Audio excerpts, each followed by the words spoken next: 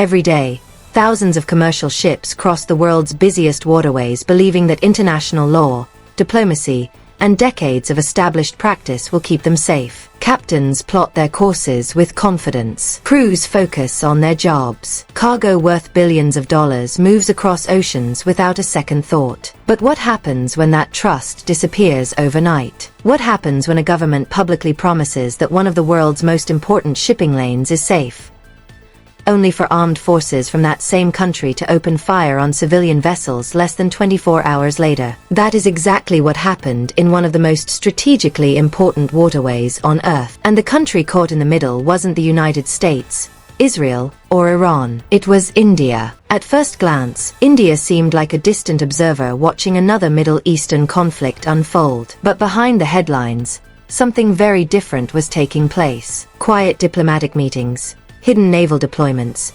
and one of the most carefully calculated military operations in modern Indian history were already underway. The world barely noticed. Today, we're uncovering the remarkable story of how India protected its national interests without officially taking sides, and why one shocking incident forced New Delhi to rethink everything. Before we begin, don't forget to like this video, subscribe to the channel, and let us know where you're watching from. Now, let's dive into a story that proves modern warfare reaches far beyond the nations firing the missiles. To understand India's response, we first need to understand the battlefield. The Strait of Hormuz isn't just another stretch of water. It's one of the most valuable maritime corridors on the planet. At its narrowest point, the strait is only a few dozen miles wide, yet an enormous share of the world's oil supply passes through this tiny gateway every single day. Tankers loaded with crude oil leave ports across the Persian Gulf, carrying energy that powers factories, fuels vehicles, and keeps entire economies running. Saudi Arabia,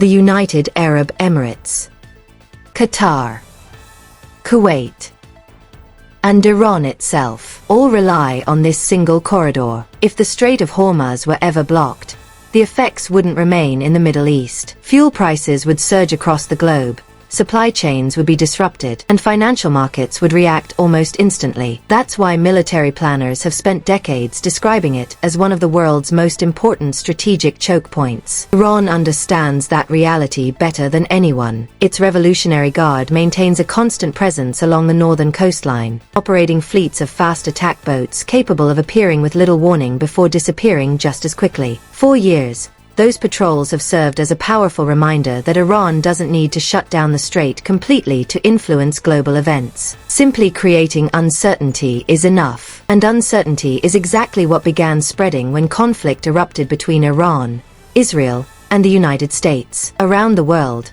governments started monitoring the region with growing concern. But few countries had as much at stake as India. Unlike many Western nations, India's economy depends heavily on imported energy. A significant portion of those imports travels directly through the Strait of Hormuz before reaching Indian ports. Every tanker entering Indian waters represents more than cargo. It represents electricity, transportation, industry, daily life for more than 1 billion people. Any disruption to that shipping route has immediate consequences for India's economy. Recognizing the danger early, Indian officials quietly established a dedicated monitoring system to track merchant vessels traveling through the region around the clock. Their goal wasn't military confrontation.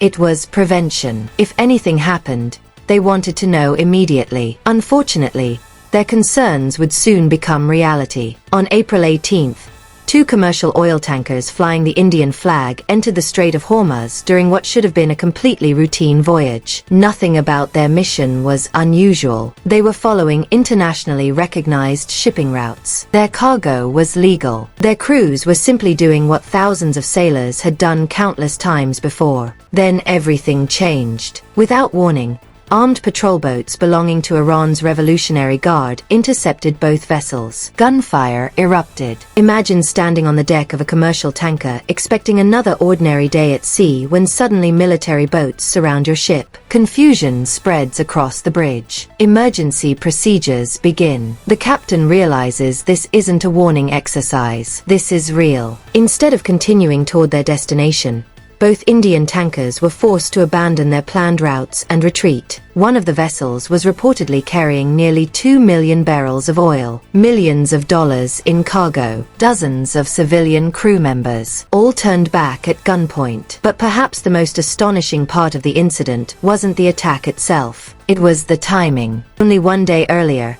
Iran's foreign minister had publicly assured the international community that commercial shipping through the Strait of Hormuz would remain completely open during the ceasefire period. The message couldn't have been clearer. Commercial traffic would be protected. Ships could continue operating normally. There was no reason to panic. Yet less than 24 hours later, Iranian patrol boats opened fire on Indian civilian vessels traveling through the exact same waterway. Promises made before television cameras suddenly meant nothing. Fortunately, no crew members lost their lives, and serious damage was avoided. But the psychological impact was enormous. The attack sent a powerful message across the global shipping industry. Words alone could no longer guarantee safety. From that moment forward, every captain entering the Strait of Hormuz had to wonder whether public assurances would actually be honored once their vessel reached open water. For India, the incident wasn't simply another international headline. It was personal. Thousands of Indian sailors work aboard merchant vessels around the world. Every attack on commercial shipping places Indian citizens directly in harm's way. Families back home anxiously waited for updates,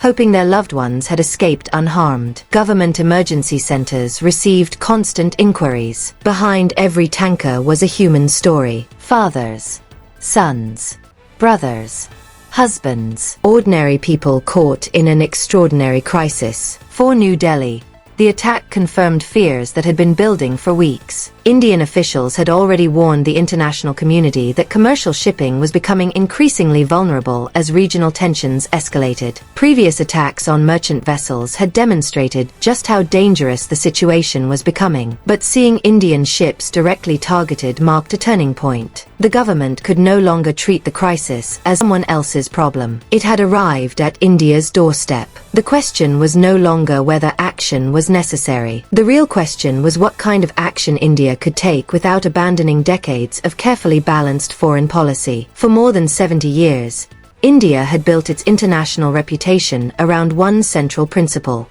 strategic independence. Rather than joining major military alliances, New Delhi consistently preferred maintaining relationships with multiple global powers simultaneously. During the Cold War, India refused to fully align with either the United States or the Soviet Union. That philosophy continued long after the Cold War ended. India developed partnerships with Washington while maintaining strong ties with Moscow. It expanded economic cooperation across the Middle East while avoiding permanent military commitments. This approach allowed India to protect its own interests without becoming trapped inside rival geopolitical camps. The conflict in the Strait of Hormuz presented one of the greatest tests of that strategy in decades. On one side stood the United States and its partners, on the other stood Iran, a country India had spent years cultivating diplomatic and economic relations with. Choosing either side carried in risks. Remaining passive carried even greater ones. Indian policymakers suddenly found themselves balancing national security,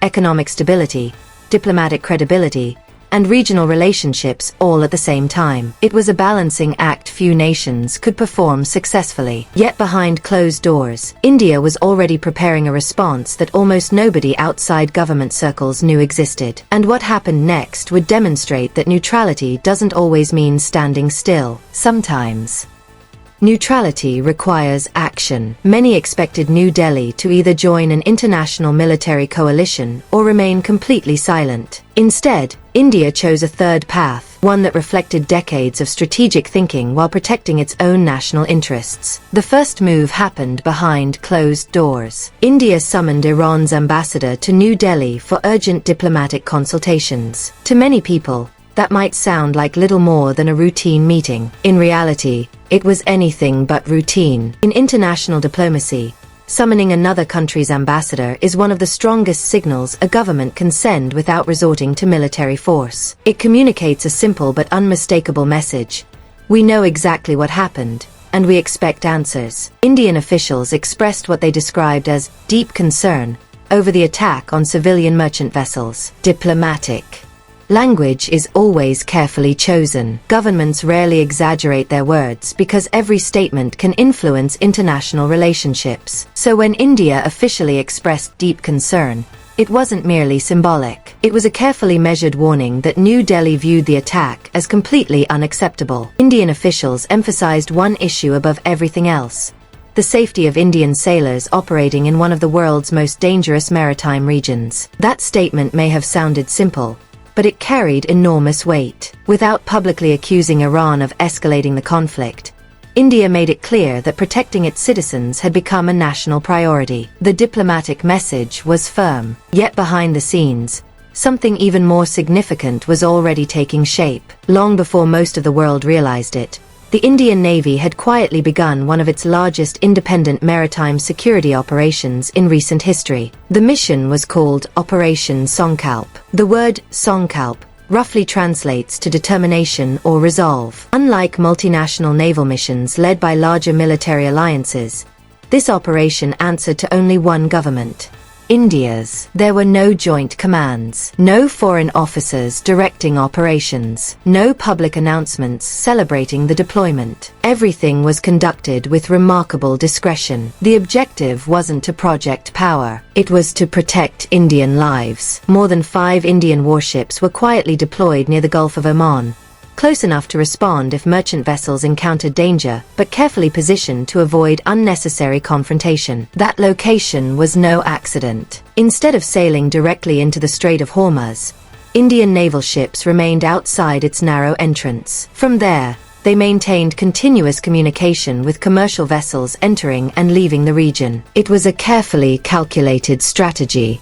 close enough to help, far enough to avoid provoking a direct military incident. As tensions continued rising, the operation expanded. What began with only a handful of warships gradually grew into multiple naval task groups. At different stages of the crisis, 6 and sometimes even 7 Indian naval vessels were operating in the region, escorting merchant ships and monitoring one of the world's busiest shipping lanes. This wasn't a symbolic deployment. Maintaining warships at sea for extended periods requires enormous resources: fuel, logistics, maintenance, highly trained sailors working around the clock. Every additional vessel represented a serious commitment by the Indian government. Yet despite the scale of the operation, India avoided turning it into a public political statement. There were no dramatic press conferences, no declarations of military intervention. Instead, the mission remained focused on one purpose: ensuring that Indian merchant ships could continue reaching home safely. That quiet professionalism perfectly reflected India's broader foreign policy. For decades, India had practiced what many analysts describe as strategic autonomy. Rather than depending entirely on alliances, New Delhi preferred maintaining the ability to make independent decisions based on its own national interests. The Strait of Hormuz crisis became one of the clearest examples of that philosophy in action. While several Western nations discussed expanding multinational naval operations, India deliberately chose to operate independently. It neither joined an American-led coalition nor publicly opposed it. Instead, it created its own solution. That distinction mattered, because India's objective wasn't to participate in someone else's conflict. Its objective was protecting Indian citizens. At roughly the same time, the United States encouraged partner nations to contribute additional naval forces to help secure international shipping through the region. Many countries publicly announced their participation. India did not. There was no dramatic rejection, no public disagreement, simply silence. In diplomacy, silence often carries its own meaning. Rather than entering another nation's military command structure, India continued strengthening Operation Sankalp under its own leadership. For New Delhi, independence wasn't just a slogan, it was policy. And despite mounting international pressure, that policy remained intact. What made India's response even more remarkable was the history leading up to the attack. Only weeks earlier, India had demonstrated extraordinary goodwill toward Iran. An Iranian naval vessel experiencing technical difficulties had requested assistance while near Indian waters. Despite the ongoing regional conflict, India allowed the ship to dock for humanitarian reasons. Officials explained that the decision reflected India's long-standing belief that humanitarian considerations should rise above politics whenever possible. It wasn't an easy choice. Providing assistance to a warship belonging to one side of an active conflict carried obvious diplomatic risks. Yet India believed helping sailors in distress was the right thing to do. That decision illustrated just how determined New Delhi had been to remain neutral. India wasn't searching for confrontation. If anything, it had gone out of its way to avoid one, which makes the April 18th attack all the more significant. After extending humanitarian assistance, after carefully avoiding military alliances, after maintaining balanced diplomatic relations, Indian civilian ships were still attacked. That realization fundamentally changed how many policymakers viewed the crisis. It became increasingly clear that neutrality alone could not guarantee security. Sometimes protecting peace requires preparing for danger. And that's exactly what India had done. By combining firm diplomacy with quiet military readiness, New Delhi demonstrated a model few countries have successfully achieved. It protested without escalating. It deployed forces without provoking war. It defended its interests without abandoning decades of independent foreign policy. For many observers, Operation Sankalp became more than just a naval mission. It became a symbol of India's growing confidence on the global stage. Not through loud declarations, not through dramatic military action, but through disciplined planning, measured leadership, and a willingness to act when its own people needed protection. That careful balancing act would become one of the defining features of India's response, and it offered an important lesson for every nation watching the crisis unfold. Sometimes the strongest message isn't delivered through speeches. Sometimes it's delivered by the quiet presence of ships already waiting on the horizon.